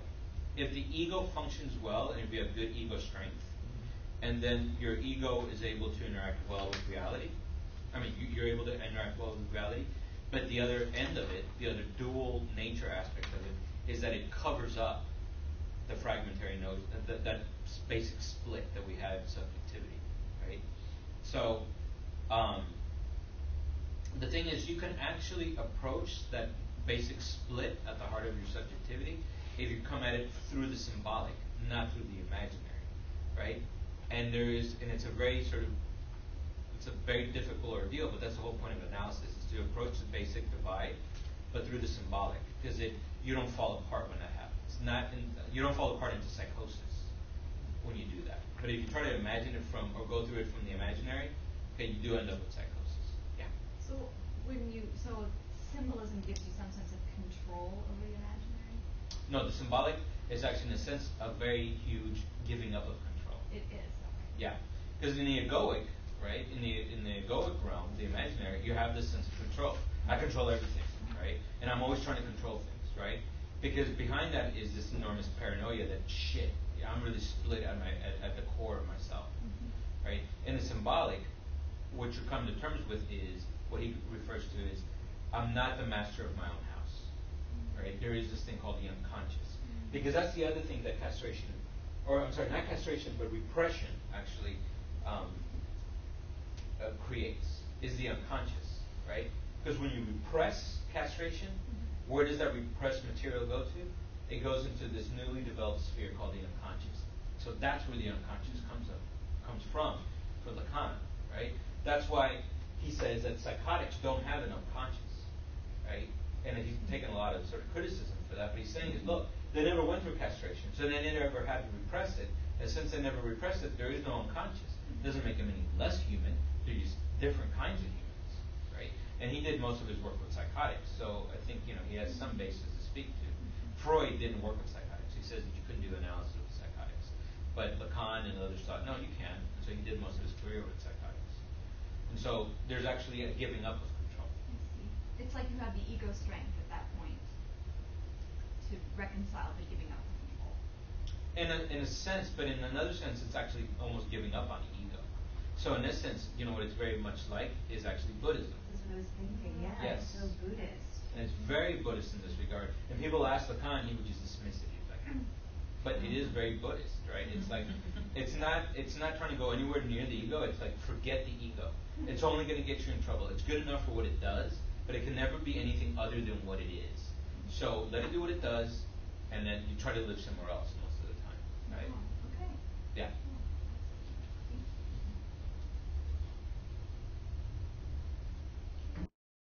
Aspect of nature, but we exist both within nature and within culture because we speak language, right? And we can be abstract and all these kind of things. We exist in two different realms, and that's part of the divide. We exist within nature and in culture. But since we come from nature originally, something happens, which is that when you're in nature, right, all the aspects of yourself are engaged. Most of them are, right? As humans, not like digital machines, which can only take some of your aspects. Nature takes most of the aspects. It can engage with you on many different levels, not just one level, which is this instrumental rationality level, right? So I think that's important. But the other thing I haven't spoken about here is also write a lot about cyborgification of the body, right? Because remember I said that the question for the hysteric was, am I a man, am I a woman, right? And the reason you have that is because since they're repressing castration, one of the things you get with castration that's cool, because I pointed out only the sort of negative things about castration. It's like, I don't have the phallus, I can't be the phallus, I have to get it somewhere else. But one of the things you do get is you get an orientation as to your own sexuality, right? Man, woman, some other gender, and also sexuality in terms of orientation, right? You get all that through castration. That's like one of the big gifts castration gives you. It also gives you access to the symbolic. So if you repress castration in a particular way, what you're also repressing is that knowledge, which becomes unconscious. So the point of analysis is to go to the unconscious and unearth this knowledge that you buried. And so you can have access to, am I a man or am I a woman? It answers the question of hysteria. For the digital hysteria, it's a different question. It's, am I a human, am I a machine? Which is it? Which one am I? And now, if we're getting, cyborg implants, and let me ask, does anybody in here have contact lenses on? But you have contact lenses, Yeah. okay? Those are implants, essentially. They're digitally made. Those are implants. Cavities, fillings, those are also implants. Right? But then there's the whole, like real implants, like a real arm or, legs, like they do now and stuff like that. That really starts pushing the limit of this question.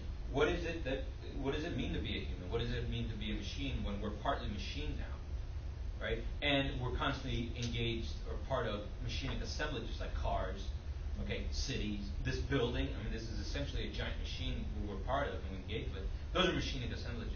So where does our humanness and machineness begin?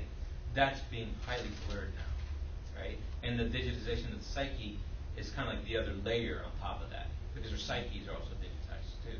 So bodies and minds. So. Google it. Google it. Yeah. That's an example of that. There you go. When we say Google it, yeah. instead of trying to remember, it's like, just Google it. It'll be there. The answer's there. So. And I know some people have to leave, so whoever has to leave, thank you very much for coming. Really appreciate it. And I can stick around for about another 10 minutes. So. I was just wondering what your hypothesis is. Thank you so much. Of the effects of this on, like, for example, just on children. I think you used that example of like the mother that's consumed by digital culture, and then the child isn't able to. I didn't understand the transition. Like they're not able to get to castration properly, right? Properly, yeah. They get to it, but not quite properly. Okay, can you explain that a little bit? Okay, so I'll talk about it this way.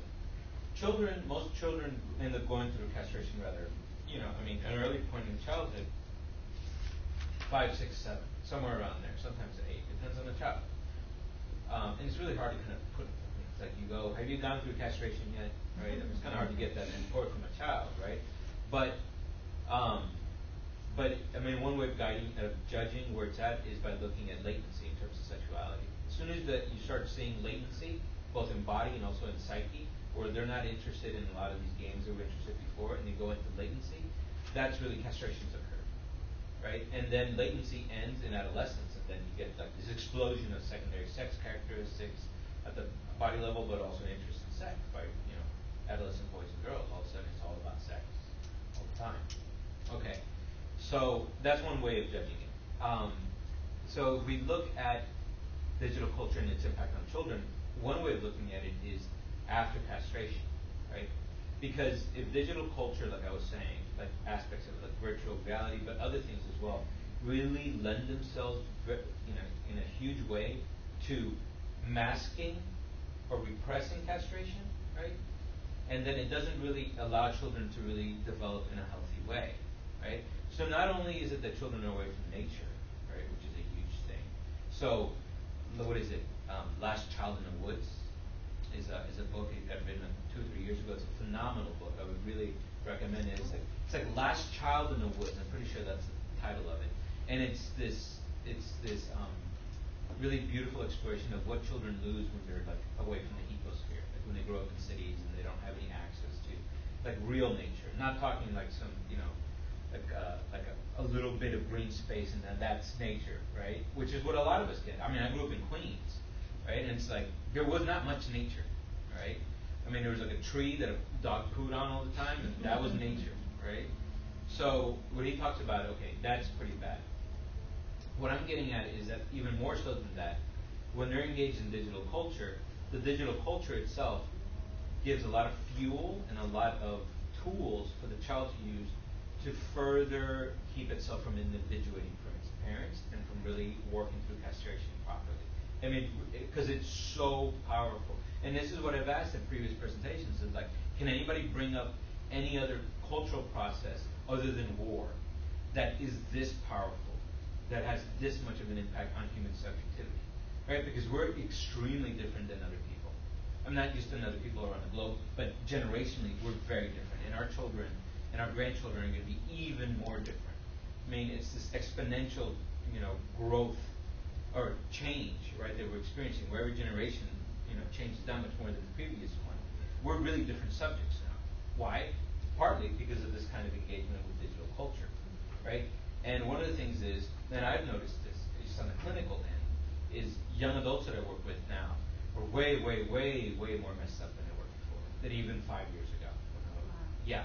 And part of it I'm attributing is to this, is because it's like they're so engaged in digital culture, and that really acts to support so much of the neurotic stuff that it's real hard for them to do anything else other than crazy neurotic stuff all the time. And like I said, there's some developmental milestones you just never get to. Loneliness, sadness, there's all kinds of other stuff, right? Yeah, it's making me think of my cousin actually. He's 16 and he doesn't even want a car. He lives in Los Angeles and his parents are like, we want to buy you a car, He doesn't want a car. He just wants to be in his room and he plays with people all over the world. Yeah. He's shooting games and he's not really a violent child and he's not really necessarily depressed. But complete isolation, like family dinners, he's in the room. He'll come out quickly and say hello, goes back in the room. 16, hasn't had a girlfriend. Yeah. Since he was a child, he's been playing. He collects money on the internet all the time. Collects computers. And I mean, he's been to psychologists and stuff. I don't really know what they're going to do, but this is a perfect example of just complete alienation in the digital culture. Yeah. He's like not even human, really, to me. Yeah, and in a sense, there's something taken out of it, right? Because if all your relationships are on digital mediums, it only allows for some stuff and it closes possibilities for other stuff. And so how can you have really truly human relationships? One thing is like the way you were describing how you do it. It's like you might do part of it digital, but then part of it is face to face. So you're gonna do both. But one thing is if all you are is just digital all the time, right? But if you start off that way, I mean, maybe it's for me, it's because I grew up in the 90s when it wasn't that big. But for him, he probably started at 9 or 10, you know, with the computer. Imagine the kids intensely. now. You know, it's like I'll have like mothers come in with their children, and the children are 4 and 5 and have digital, like phone. They're all digital. Or the PlayStation. Yeah, but they have phones. Yeah. Or PlayStation, and they're constantly on it, right? It's constantly. ADHD, social anxiety, all these different disorders that are coming up. Yeah. Which all those for Lacan would be under the heading of hysteria, because hysteria is a structure. Just his is a structure model, not a symptomology model like DSM. Because one thing is you can have the same structure, let's say hysteria or obsession, but the symptoms on top can change. That's why when you get patients, you get client folders, right? Like in community mental health or anywhere else, but particularly in community mental health. If you look and they've been like 10 or 15 years on it, it's like they have like about 7 or 8 different diagnoses. I mean, they're all more neurotic diagnoses. And you're like, well, which one is it? And why do they keep on changing? Because the symptomology, how the structure presents itself, changes, but the structure stays the same. So for him, ADHD and all these kind of things, these are all aspects of hysteria. There are articulations within this culture at this time of hysteria, but the structure doesn't change. Right? The OCD would be obsession, wouldn't be That's hysteria. So OCD is different. Okay. Is OCD and the DSM is an anxiety disorder, which is interesting, right? But OCD is much more within the realm of the obsessional, which is the other structure you talked about within neurosis, but not always, right? The DSM classifications are very different than the way that Lacan would sort of separate these out. And he doesn't care really about like these other more like surfacey sort of diagnoses. He's like get to the structure and work through the structure. That's what matters, right? Because one of the things you have, and you get this a lot with CBT, is you have symptom substitution, which is a real basic problem with CBT. It's like, okay, they come in and they present this particular symptom, you work with it, and then they're fine on that symptom. All of a sudden, something else pops out. That's the structure speaking. The structure is not, you're not doing anything about the structure. You're dealing with the cognitive aspects into a little bit of the affective aspects of the symptomology, but you're not dealing with the structure. And that's what you have to get real change. But it takes a lot of work, and it's a very different approach, right? So. It's the logic of the symptom. Yes, it's a logic of the symptom. And there's the other thing is there's something that the symptom tells you, right? So instead of trying to like squash it, right, you get the symptom to speak, right? And it's interesting because within hysteria you have a lot of conversion. So like conversion, somatization, those are typical hysterical sort of like symptoms of a hysterical structure, right? And so one of the ways you treat hysteria is by having a person symbolize or put into language the conversion. So, for example, I had this one guy last year. This guy would break out into hives in session, right? Like full on like hives, and just like if he went into difficult material and he stopped speaking, he would stop speaking and it would just erupt in these hives.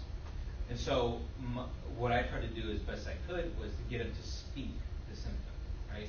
And to speak what was going on. Because hysterics will somatize or they'll go conversion because they're not able to symbolize what's going on, suffering or the symptom. And so it'll go into their body. But if they talk about it, you put it in language, you symbolize it. The word kills the thing. So the word, putting it into words, kills the symptom. So that's why, so people talk about, oh, you're just doing talk therapy. Just talk therapy? That's what you're saying I'm doing? Okay, just talk? That we're linguistic beings, right? So talking, speech is at the very, sort of at the core of who we are. So if you can symbolize these kind of things, you take the power away from the symptom and you start getting to the structure. So this guy finally at a certain point was able to start speaking it in session, hives went away. In session, hives went away. I wish I had a video camera. And I'm just one of thousands of people who've seen this kind of stuff, right? But you have to get the person to really put it into words, right? Because here's another thing that happens. You have people who will go to one psychotherapy, another psychotherapy, and they're working through traumatic experience. and they're like, I've been working on this for 15 years, and it's just I'm still the same, right? I still suffer from the same kind of PTSD symptomology. And when you ask them, okay, well, what exactly happened in your therapy? It's like, I was really able to feel what happened. That is important. You need to feel what happened, but you've got to put it into words. So, like when somebody in my room, at the clinic, is breaking down and like seriously crying, right? I let them cry for a little bit, and I'm like, what? Tell me what's going on right now. Oh, I can barely talk about it. You have to talk about it, and you have to kind of be almost like forceful about it. Talk about it. Talk about it. You need to talk about it, or you do something, even if it's gentle or compassionate, to get them to talk. Because if they're in that moment, they're actually able to put it into words. That's where the magic is. And so people have been going to therapy 10 or 15 years trying to get over some trauma. They're finally able to put it into words. They finally get over it. Finally, because they're able to put it into words. But because we're in California and we're in Northern California, and remember, I came out of this program, so I know what it's like. It's all about feelings. No, it's not only all about feelings. It's also about speech. And if you put it in speech, things will change, right? So. I'm struck by some of the parallels between, when you're talking about the digital age and how it's affecting children, and what we heard about the drug culture when we were kids. Oh, yeah. And how, there are some parallels and some distinct contrasts as well, but some of the things about development, ending of development, and the sublimation and depression. Yeah, definitely. That's interesting you bring up that parallel. Yeah, well, and I'm seeing too that I guess they're talking about the DSM-5 or whatever coming out with digital. What's the word I want? To be hooked on digital. Oh, so like compulsions.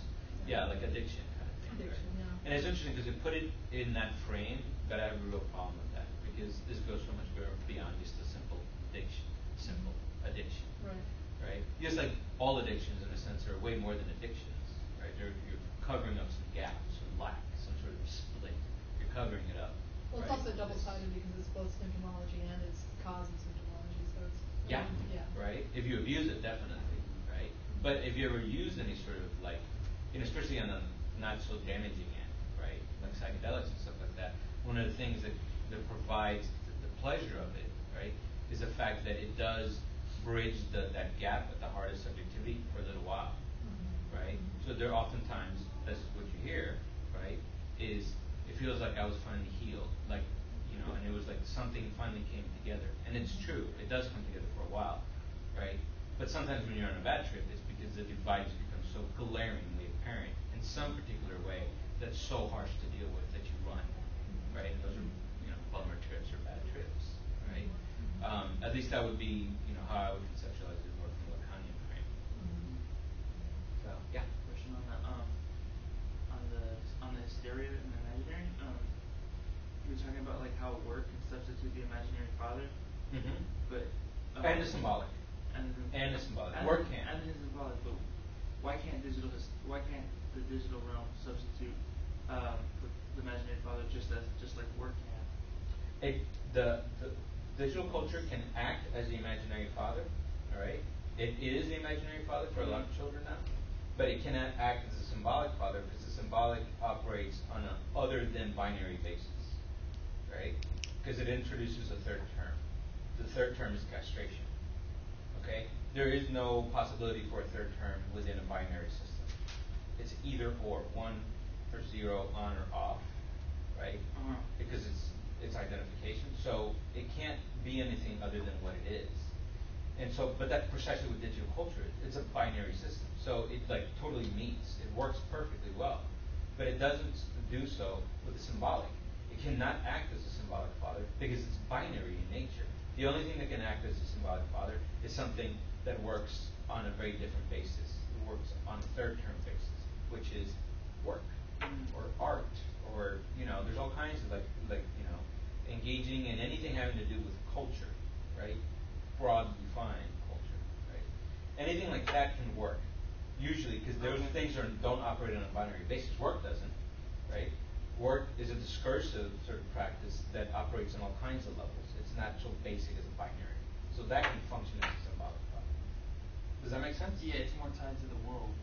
Yeah. Than just something that you click on or not. Like mommy's watching her favorite TV program, don't bother me right now, versus like, mommy's in the room creating art that's gonna be like, yeah, put out there in some way. Yeah, exactly. That's pretty close to it. Yeah. Because the on and off of the TV doesn't communicate the symbolic. Well, you're never gonna get this.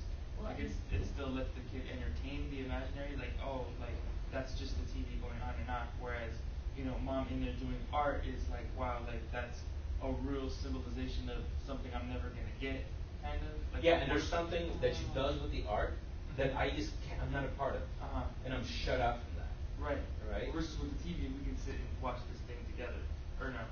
Well, okay, so that's where it starts getting a bit more complex because there's some aspects of digital culture that embody the epistemic sort of base way more than others. So TV doesn't as much, right? Because there's you get a lot of cultural stuff from TV. Might not be the best thing in the world, but it's not as bad as like constantly playing the video game all the time. Right. So there's some things that allow for more culture than other digital things. Okay. But what I'm pointing to is the fact that there's such a ubiquity of, and it's so pervasive, the digital culture, right? That it's all around you. All around you have these imaginary relationships, or relationships within the imaginary, all the time. And that really, it's that sort of overdetermined aspect. There's so many sort of things pointing in the same direction that it overdetermines a certain production subjectivity, which is some sort of digitized subjectivity, because that's all you're surrounded by.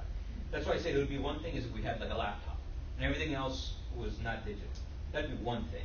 That's kind of the way I grew up, right? I didn't have a laptop when I was a kid, but I got like a Commodore 64 when I was like 11 or 12. But there was nothing else digital in my life.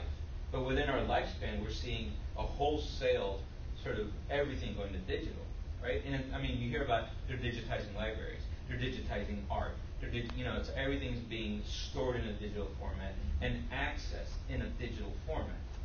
But the format, it's like Marshall McLuhan's "the medium is the message." It's that old argument. The medium in which a message is transmitted through determines in large part what the message could ever be, right? And so, this was a 60s argument, but it really took hold. So that's why we have to create different mediums, right, that allow for greater communication, that are not going to limit it, but are open it up. And digital technology, instead of opening it up, actually limits it way more, right? So it's this like distinction between wisdom and information that people sometimes make. We have access to just, anything we want almost in terms of information, right? But there's very little wisdom, right? Because that wisdom, you have to have more of the symbolic, and all we're getting is the imagination. Yeah, right? And being able to symbolize it differently, make it your own, right? But what does it mean just to have access to a shitload of information? You can never really make it your own. Who cares, right? It's like machines talking to machines. Us being one of those machines. So, yeah. I was just going to say that I think creativity is like a big piece here. It's like the inability to be creative and like how the digitization like stunts creativity. And it made me think of like Winnicott, like Winnicott's idea of like the potential space. He talks about that space of like being able to not have and have. It's kind of like I don't know how to draw the parallel with Lacan, but I think that they're kind of saying the same thing, that it's the ability to just be with that and not fill that gap, that space with whatever it is.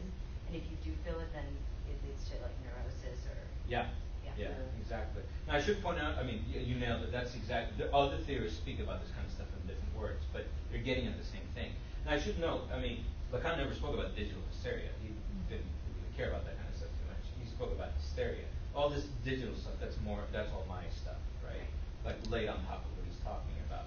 But this potential space like that Winnicott speaks about. Klein also has a concept that's similar to that space in which there is enough, there's a spaciousness to it, and there's enough time given it to it, and there's not all this constant chatter all the time, where things can kind of arise, right? Out of where creativity is born. Like Winnicott said that's where everything happens in that potential space of a need being met and a need not being met. Yeah. So there is where things happen. And this is.